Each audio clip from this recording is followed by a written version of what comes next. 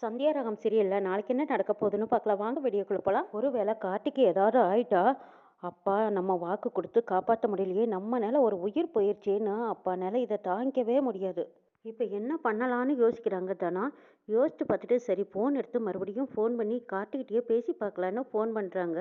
அந்த பக்கமாக கார்த்தி ஜாலியாக ஜம்முன்னு உட்காந்துக்கிட்டு ஃபோனை பார்க்குறாங்க. ஓ, நீ தான் பண்ணுறியா, பண்ணடி பண்ண, இவ்வளவு நேரமாக ஃபோன் பண்ணி நீ எடுக்கலையில, நீயும் ஃபோன் பண்ணிக்கிட்டே இரு, நான் ரொம்ப நேரம் எடுக்க போகிறதே இல்லை அப்படின்னு தனாவட்டா உட்காந்துருக்காங்க கார்த்தி. எனக்கு என்ன ஆச்சோ ஏதாச்சோன்னு பயத்தில் அலறி அடிச்சுக்கிட்டு நீ இங்கே ஓடி வரணும்டி, அப்படி நீ வரணும், நான் அதை எதிர்பார்க்குறேன்னு உட்காந்துருக்காங்க கார்த்தி. என்னாச்சு கார்த்திக்கு, இவ்வளவு நேரமாக நம்ம ஃபோன் பண்ணுறோம் எடுக்கவே இல்லையே, என்ன இருக்கும் தெரியலையோ அப்படின்னு தனா டென்ஷனாக நிற்கும் போது கதவை திறக்கிறாங்க கதிரை பார்த்ததும் கையில் வச்சிருந்த ஃபோனை தலகாணிக்கு அடியில் போட்டுட்டு தான் படுத்து தூங்குற மாதிரி தூங்குறாங்க தனா. கதிர் வந்ததும் தரையில் படுக்க போட்டு படுத்துக்கிறாங்க. அதுக்கப்புறம் ஃபோன் எடுத்து வச்சு ஃபோனை பார்த்துக்கிட்டே அவங்க பாட்டுக்கு சிரிச்சுக்கிட்டு படுக்கிறாங்க. இதை தானா கவனிச்சுக்கிட்டே இருக்காங்க. கார்த்தி சொன்னதை நினச்சி பார்க்குறாங்க. நீ வரலைன்னா கண்டிப்பாக நான் உயிரோடவே இருக்க மாட்டேன்னு சொன்னு மிரட்டுனதை நினச்சி பார்க்குறாங்க தனா. நம்ம போகலைன்னா கார்த்திக் சார் செத்துருவாரா, இவன் வேற இன்னும் முழிச்சிருக்கானே, நம்ம இவனை தாண்டி எப்படி போகிறதுன்னு யோசிச்சுக்கிட்டே படுத்திருக்காங்க தனா பாத்ரூம்குள்ளே போய் திரும்ப திரும்ப கார்த்திக்கு ஃபோன் அடிச்சுக்கிட்டே இருக்காங்க. கார்த்தி ஃபோனை பார்த்துட்டு நீ எத்தனை தடவை கூப்பிட்டாலும் நான் எடுக்கவே மாட்டேன்டி, நீ இதை ஃபோன் எடுக்காததை பார்த்துட்டு நீ திரும்ப பயத்தில் இங்கே ஓடோடி வருவியல்ல அப்படின்னு நினச்சிக்கிட்டு இருக்கிறாங்க. தனாவுக்கு ஒரே டென்ஷன், ஏன்னு தெரியலையே, ஏதாவது ஆயிருக்குமா அப்படின்னு பயந்து நிற்கிறாங்க தனா. மாயா ரூமில் அவங்க கழுத்தில் இருக்கிற தாலியை எடுத்து பார்த்து சந்தோஷமாக பார்த்துக்கிட்டு கொண்டிருக்காங்க. தாலி பிரித்து கோர்க்கிற விசேஷத்தில் சீனு தன்னோட கழுத்தில் தாலியை கட்டினதும் ரகுராம்லேருந்து எல்லாரும் அவங்களுக்கு ஆசீர்வாதம் பண்ணது எல்லாம் நினச்சி பூரி போடு இருக்காங்க மாயா. ரூம்குள்ளே சீனு வராங்க. என்ன தாலியவே பார்த்துட்டு இருக்க, நீ நினச்ச மாதிரியே ஃபங்க்ஷன் நல்லபடியாக நடந்துருச்சுன்னு நினச்சி பார்த்துட்டு இருக்கிறியா, நீ ஏதோ சொன்னீங்க எனக்குள்ளே இருக்கிற ஃபீலிங்கெல்லாம் வெளியே வரும்னு, அந்த மாதிரியெல்லாம் எனக்கு எதுவுமே வரல, எனக்குள்ளே இருக்கிற லவ் வரும்னு நினச்சியா, அப்படி ஒரு லவ் எனக்குள்ளே கிடையவே கிடையாது, இனிமேல் உன் மேலே எனக்கு எந்த ஃபீலிங் வரப்போகிறதில்ல, உன் மேலே எனக்கு எந்த காதலும் கிடையாது, அப்படி இனிமேல் தப்பாக நினைக்காதுன்னு சொல்லிடுறாங்க சீனு. மாயா முறைச்சு பார்க்குறாங்க. என்ன நான் பாட்டுக்கு சொல்லிக்கிட்டே இருக்கேன், நீ பாட்டுக்கு முறைச்சிக்கிட்டே இருக்க, இங்கே பாரு கிட்ட வராதேங்கிறாங்க. மாயா கிட்ட நெருங்கி போய்கிட்டு இருக்கிறாங்க. என்ன மாயா அது, கிட்ட வராதே வராதேன்னு நானும் சொல்கிறேன், நீ வந்துக்கிட்டே இருக்கு.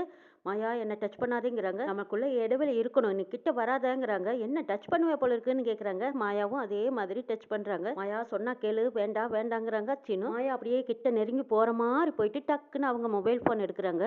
ஓ, மொபைல் ஃபோன் எடுக்க வந்தியா, என்னத்தான் தொட வர்றாளோன்னு நினச்சி எனக்குள்ளே இப்படி குப்புன்னு வேத்துக்கிறச்சே சாமி, அப்பாடா, ஒரு நிமிஷம் பயந்தே போயிட்டேன்னு நிற்கிறாங்க சீனு வேர்க்க விறுவிறுக்க நிற்கிறத பார்த்துட்டு மாயா சிரிக்கிறாங்க. இந்த பக்கமாக தானா பதட்டத்தோடு உட்காந்துருக்காங்க. ஒருவேளை கார்த்திக் ஏதாவது பண்ணிக்கிட்டானா அப்பா அம்மாவுக்கு தான் அவமானம், அப்படி ஒருவேளை அவன் எதுவும் பண்ணிக்காதுக்கு முன்னாடி நம்ம போய் தடுத்துட்டா பரவாயில்ல, இப்போ என்ன செய்யலான்னு யோசிக்கிறாங்க தானா திரும்ப திரும்ப கார்த்திக் ஃபோன் பண்ணி பார்க்குறாங்க. என்னது இவர் ஃபோனே எடுக்க மாட்டேங்கிறாரு, ஒருவேளை இவர் சொன்ன மாதிரி ஏதாவது பண்ணிக்கிட்டாரா, அப்படி ஏதாவது பண்ணியிருந்தானா இப்போ என்ன செய்யறது, இங்கே கோந்து என்ன நடந்ததோ ஏது நடந்ததோன்னு யோசிச்சுக்கிட்டே இருக்கிறத விட ஒரு எட்டி போய் பார்த்துட்டே வந்துடலாமா. சரி எல்லாரும் தூங்கிட்டாங்க, இப்போ போனால் கரெக்டாக இருக்கும், யாருக்கும் தெரியாமல் போயிட்டு சீக்கிரமாக வந்துடலாம் அப்படின்னு நினச்சதானா. சரி எழுந்திரிச்சு போகலாம், கதிர் நல்லா தூங்கிட்டான்னு நினச்சி எழுந்திரிச்சு மெல்ல மெல்ல வராங்க. கதவை திறக்கிறதுக்கு முன்னாடி கதிரை திரும்பி பார்க்குறாங்க. கதிர் திரும்பி படுக்கிறாங்க. எழுந்திரிச்சிருவானோ அப்படின்னு சொல்லிட்டு டேபிளுக்கு மரவா போய் உட்காடுறாங்க தானா. அப்படி உட்காந்து எழுந்திரிக்கும் போது டேபிள் மொனையில் தாலி மாட்டிக்குது. அதை வெடுக்குன்னு இழுக்க பார்க்குறாங்க. அந்த நேரம் பார்த்து வச்சு தாலி மாட்டிக்கிடுச்சு அப்படின்னு அதை அட்ஜஸ்ட் பண்ணி எடுத்துக்கிட்டு மறுபடியும் போய் மெதுவாக கதவை திறந்து வெளியில் வராங்க. படிக்கட்டு இறங்கி வரும்போதும் தனாவுக்கு கால் தட்டுது. அதையும் பொருட்படுத்திக்காம மெல்ல மெல்ல வெளியில் வந்துடுறாங்க. வெளியில் வந்து யாரும் பார்க்கல.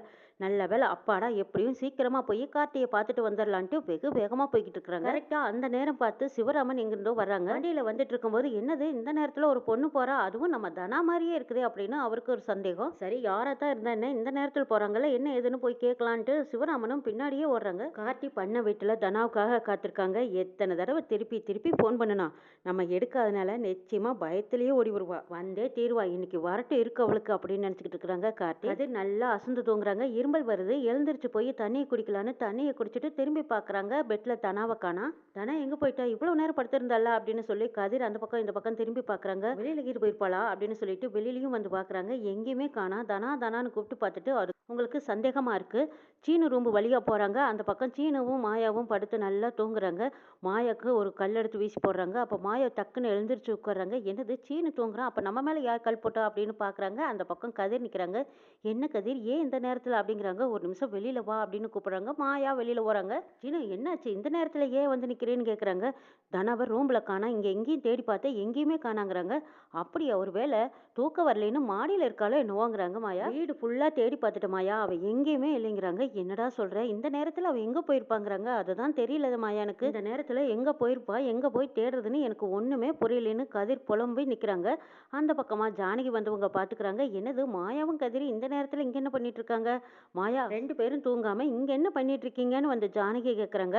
அது ஒண்ணும் இல்ல பெரியம்மா, தூக்கம் வரல, அதான் சும்மா பேசிக்கிட்டு இருக்கோம்னு சொல்றாங்க மாயா. 2 பேர்த்தோட முகமும் சரியில்லை, ஏதாவது பிரச்சனையாங்கிறாங்க. ஐயோ அத்தை, அதெல்லாம் ஒண்ணும் இல்ல, நீங்க போய் தூங்குங்கன்னு சொல்றாங்க. 2 பேருமே ஏதோ பதட்டமா இருக்கீங்க, என்னமோ நடந்திருக்கு மாயா, நீ இப்ப என்கிட்ட சொல்ல போறியா இல்லையாங்கிறாங்க.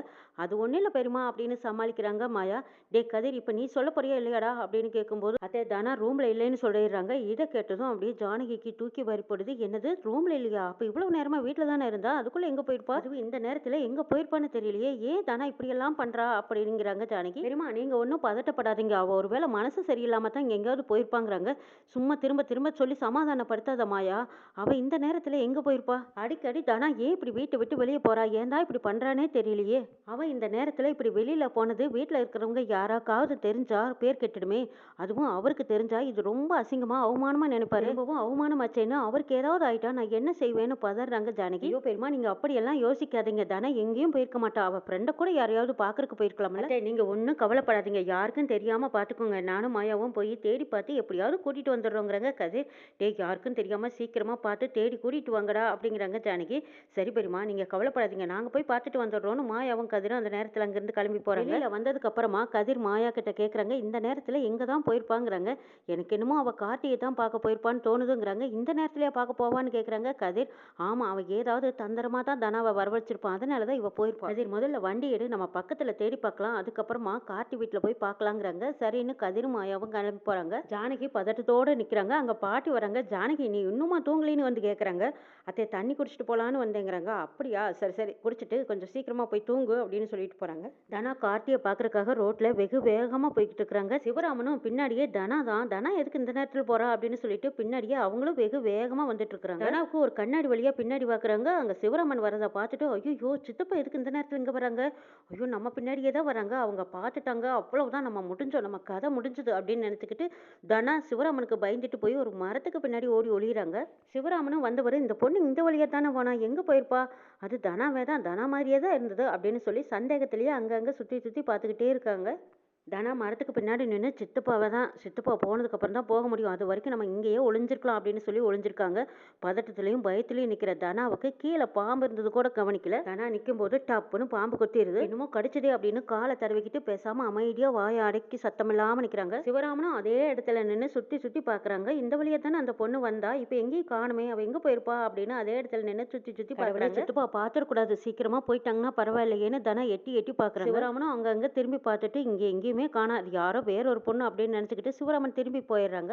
மாயாச்சின்னு 2 பேருமே வண்டி விட்டு இறங்கி அங்க கொஞ்சம் தூரம் இங்க கொஞ்சம் தூரம் தேடி பார்த்துட்டு தனா இங்க எங்கேயுமே காணுமே, ஒருவேளை அவ நம்ம நினைச்ச மாதிரி கார்த்தி வீட்டுக்கு தான் போயிருப்பாளோ, கார்த்தி வீட்டுல போய் பார்க்கலாமாங்கிறாங்க மாயா. மாயா, கார்த்தி கிட்ட தான் தனா ஒரே முடிவா சொல்லிட்டாலே, இனிமே என்ன பார்க்க வராத, என்கிட்ட பேசாதேன்னு சொல்லிட்டால, அப்புறம் எப்படி அங்க போயிருப்பான்னு கேக்குறாங்க கதை. அப்படி தப்பா நம்ம கணக்கு போட முடியாது இல்லையா, காலையில கூட அவனை பார்க்கத்தானே போயிருக்காவ, இப்பவும் அவன் ஏதாவது தந்திரம் பண்ணி தனாவை வரவழைச்சிருக்கலாம்ல, என்னமோ நிச்சயமா கார்த்தியை பார்க்கத்தான் அவ போயிருப்பான்னு தோணுதுங்கிறாங்க மாயா. சரிவா, அப்ப கார்த்தி வீட்லயே போய் பார்க்கலாங்கிறாங்க கதிர். நம்ம இப்படியே போனோம்னா தனாவாகட்டும் இல்ல புவனேஸ்வரி ஆகட்டும் நம்மளை தேடி பார்க்க விட மாட்டாங்க, நான் சொல்ற மாதிரி ஐடியாவோட போலாங்கிறாங்க மாயா. சரி என்னன்னு கேக்குறாங்க கதிர். மாயா ரகசியமா சொல்றாங்க. சரி இதுவும் சரியா தான் இருக்கும், வா 2 பேரும் போய் பார்க்கலாம்னு சொல்லி மாயாவும் கதிரும் அங்கிருந்து அப்ப போறாங்க. தனா அவ்வளவு வேகமா பாம்பு கடியும் வாங்கிக்கிட்டு எப்படியோ கார்த்தியோட பண்ண வீட்டுக்கு வந்து கதவை திறந்துக்கிட்டு உள்ள வராங்க. காத்திருந்த கதிர் நிச்சயமா தனா இந்த நேரம் பக்கத்துக்கு வந்திருப்பா, அவ வரதுக்கு முன்னாடியே நம்ம ஊசி மருந்து எல்லாம் ரெடி பண்ணி வச்சுக்கலாம்னு சொல்லி மயக்க மருந்து கலந்த ஊசி எடுத்து ரெடியா வச்சிருக்காங்க. அவ வந்ததும் சீக்கிரமா மயக்கூசி போட்டு நம்ம நினைச்சதை நடத்திடணும். கார்த்தி அப்படி நினைச்சுக்கிட்டு இருக்கும் போதே கதவை தட்டுற சத்தம் கேக்குது. ரெட்டு தட்டிக்கிட்டே இருக்காங்க தனா. ஆஹா, இந்த நேரத்துல வேற யாரா இருக்க முடியும், தனாவா தான் இருக்கும், வந்துட்டா நம்ம எதிர்பார்த்தது நினைச்சது இன்னும் கொஞ்ச நேரத்துல நடக்க போகுது அப்படின்னு மனசுக்குள்ள கார்த்தி வில்லத்தனமா நினைச்சுக்கிட்டு வாடி வா அப்படின்னு போய் கதவை திறக்கிறாங்க. கார்த்தி கையில வச்சிருந்த ஊசியை பின்னாடி வச்சு மறைச்சுக்கிறாங்க. கதவை திறந்ததுமே தனா பார்த்ததும் அப்பாடா, இவர் எந்த ஒரு தப்பான முடிவுக்கும் போயிடல, இன்னும் உயிரோடு தான் இருக்காருன்னு நினைக்கிறாங்க. தனாவை பார்த்ததும் சந்தோஷப்படுற மாதிரி தனா வா வா வா உள்ளவா உள்ளவா அப்படின்னு கூப்பிடுறாங்க கார்த்தி. தனா கார்த்தியை பார்த்ததும், ஏங்க உங்களுக்கு எத்தனை தடவை நான் ஃபோன் பண்ணேன், ஏன் ஃபோனை எடுக்கவே மாட்டேங்கிறீங்கன்னு கேட்குறாங்க. தனா, நான் ஃபோனை எடுத்து எடுத்திருந்தா நீ வரமாட்டேன்னு சொல்லியிருப்ப. நேரா பார்க்கணும்னு நினைச்சு தான் நான் போனை எடுக்கவே இல்லைங்கிறாங்க கார்த்தி. ஏன் இப்படி எல்லாம் பண்றீங்க? காலையில தானே உங்க வீட்ல இருக்கிறவங்க எல்லாரும் உங்களை கஷ்டப்பட்டு காப்பாத்துனாங்க. ஏன் தான் காப்பாத்துனாங்கன்னு எனக்கு தோணுது. நீ இல்லாத வாழ்க்கையை என்னால நினைச்சு கூட பார்க்க முடியாது தனான்னு நடிக்கிறாங்க கார்த்தி. நீங்க படிச்சவர் தானே, உயிரை விட்டுட்டா எல்லாம் சரியாயிடுமா?